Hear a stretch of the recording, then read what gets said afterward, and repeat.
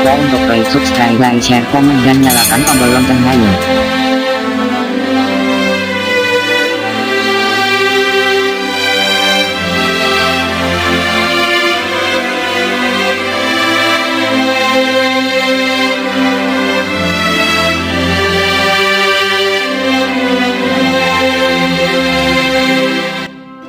Umar bin Khattab, seorang legenda Muslim, sahabat Rasulullah, pemilik gelar Amirul Mukminin dan dijuluki Al-Faruq atau pembeda antara yang baik dengan yang buruk.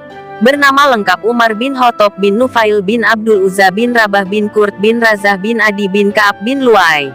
Umar bin Khattab radhiyallahu anhu lahir di Mekah pada tahun ke-13 setelah peristiwa Tahun Gajah. Pada masa jahiliyah, Umar termasuk orang yang paling mulia di kalangan suku Quraisy.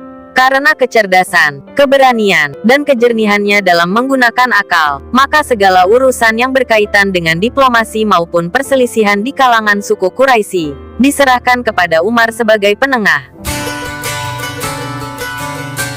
Umar sempat menjadi sosok yang sangat memusuhi dan menentang dakwah Rasulullah ketika masa jahiliyah, sebelum akhirnya Allah menghendaki ia menemukan sendiri kebenaran pada ayat-ayat firman Allah Subhanahu wa Ta'ala. Umar memeluk Islam pada usia 27 tahun, pada tahun ke-6 kenabian, setelah sebelumnya amarah menguasai dirinya ketika mengetahui saudari dan iparnya ternyata memeluk Islam. Peristiwa di rumah saudarinya itu ternyata justru membawa Umar kepada ketakjubannya terhadap ayat-ayat dalam surat Toha, yang membuatnya yakin jika itu adalah firman Allah Subhanahu wa Ta'ala. Pada akhirnya, doa Rasulullah yang memohon kepada Allah untuk diberikan salah satu yang Allah cintai di antara Umar bin Khattab atau Amr bin Hisham untuk memuliakan dan menguatkan Islam, menemukan jawabannya. Umar radhiyallahu anhu memeluk Islam 3 hari setelah Hamzah bin Abdul Muthalib radhiyallahu anhu yang juga sosok kuat dalam suku Quraisy memeluk Islam. Hal ini jelas merubah situasi kala itu. Islam menjadi semakin kuat. Masuk Islamnya Umar bin Khattab radhiyallahu anhu merupakan titik balik penyebaran Islam di Mekah. Strategi dakwah yang sebelumnya secara sembunyi-sembunyi berubah menjadi dakwah secara terbuka dan terang-terangan di Mekah. Ibnu Abbas radhiyallahu anhu mengatakan, orang pertama yang berani menampakkan Islam di Mekah adalah Umar bin Khattab. Ketika datang perintah hijrah, sebagian kaum muslimin melakukannya secara diam-diam karena khawatir mendapatkan intimidasi dari kaum kafir Quraisy. Namun tidak demikian dengan Umar bin Khattab. Ia berangkat hijrah ke Madinah secara terang-terangan, yang bersamanya ada 20 sahabat lainnya kala itu. Saat Umar akan melakukan hijrah, dia menyandangkan busur panahnya, lalu dia mengeluarkan beberapa anak panah yang dia pegang di tangannya. Dia mendatangi Ka'bah dan melakukan tawaf 7 kali ketika orang-orang kafir Quraisy sedang berada di halamannya, kemudian melakukan sholat 2 rakaat di makam Ibrahim. Lalu dia mendatangi orang-orang kafir Quraisy itu satu demi satu sambil berkata, "Wahai wajah-wajah yang tidak bersinar, barang siapa yang mau ibunya kehilangan anaknya, dan anak menjadi yatim, atau istri-istrinya menjadi janda, temuilah aku di belakang lembah itu."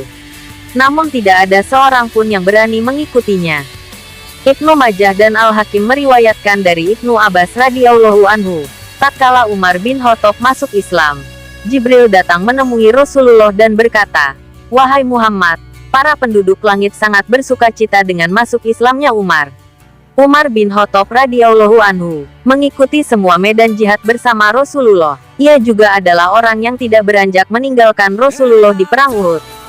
Selain dikenal sebagai sahabat Rasulullah yang sangat keras dan berani berkonfrontasi langsung dengan pihak musuh, Umar juga merupakan sahabat Rasulullah yang memiliki ketajaman dan kejernihan dalam berpendapat. Imam As-Suyuti mencatat setidaknya ada 20 pendapat Umar bin Khattab radhiyallahu anhu yang mendapat legitimasi langsung dari Allah Subhanahu wa Ta'ala dengan turunnya wahyu. Ibnu Asakir meriwayatkan dari Ali bin Abi Thalib, dia berkata, sesungguhnya di dalam Al-Quran terdapat pandangan yang asalnya merupakan pendapat Umar. Beberapa di antaranya ialah seperti pendapatnya mengenai sebagian makom Ibrahim untuk dijadikan tempat sholat, dan setelah itu turunlah surat Al-Baqarah ayat 125.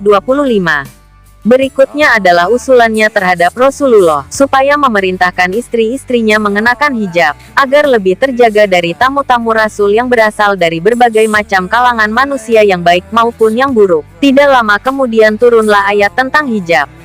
Lalu kemudian mengenai diharamkannya minuman keras khamar.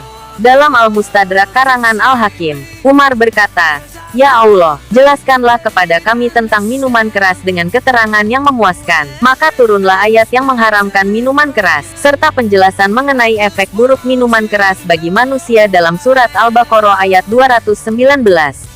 Kemudian tentang larangan mensolatkan jenazah orang munafik. Saat Rasulullah diminta untuk mensolatkan jenazah Abdullah bin Ubay bin Salul, gembong munafikun di Madinah. Lalu Umar bertanya kepada Rasulullah, "Apakah kita mensolatkan musuh Allah wahai Rasulullah?" Lalu turunlah surat At-Taubah ayat 84, yang melarang kaum muslimin untuk mensolatkan jenazah orang-orang munafik. Dan masih ada banyak lagi muwafaqah yang lainnya.